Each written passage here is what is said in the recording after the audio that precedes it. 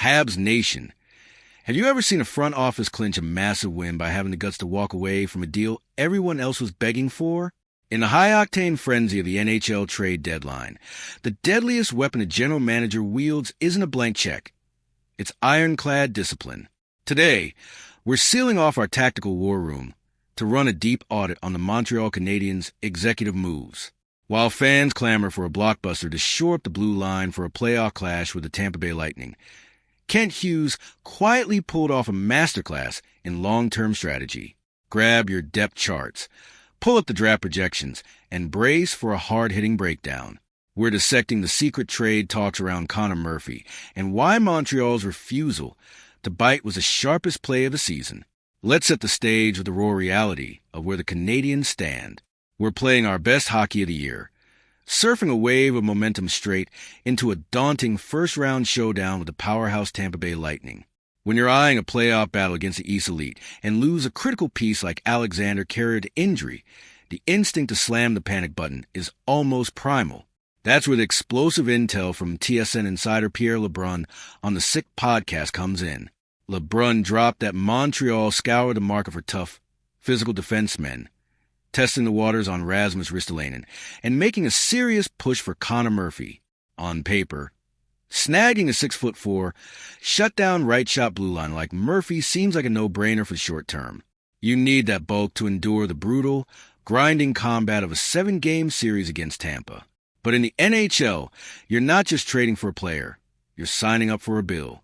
And at the deadline, Connor Murphy's price tag was jacked up to the stratosphere.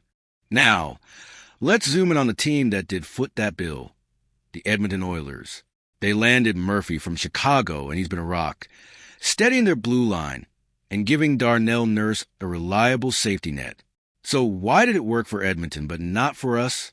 It's all about the geometry of championship windows. The Oilers are in a state of pure desperation. Their shot at a Stanley Cup with Connor McDavid and Leon Draisaitl is right now, this very moment. They're ready to pawn off their future, overpay in draft picks, and burn tomorrow for a ring today. Tomorrow doesn't exist for them without that trophy. Montreal, though, is on a completely different clock. As LeBrun nailed it, this playoff run is just the opening chapter of what looks to be a sprawling, sustainable 7 to 9 year contention window. If Hughes had caved to the lure of a quick fix, it would have been executive malpractice. We're not one gritty defenseman away from a guaranteed cup parade this June. Handing over top-tier prospects or high draft picks for a rental like Murphy would have scarred the foundation we spent years rebuilding brick by brick. LeBrun hit the nail on the head. Sometimes the best trades you make are the ones you refuse to pull off. The Canadiens eyed the inflated costs, saw the trap, and stepped back. They safeguarded their treasure trove of assets. We'll head into the playoffs play with house money in a wide-open Eastern Conference, free from the weight of a desperate, all-in deadline gamble. Ownership shells out millions to GMs for exactly this, to see beyond the April rush and lock in a dynasty for the next decade. Smash that subscribe button with full force to claim your permanent spot in this analytical war room. Slam the like button to dominate the algorithm.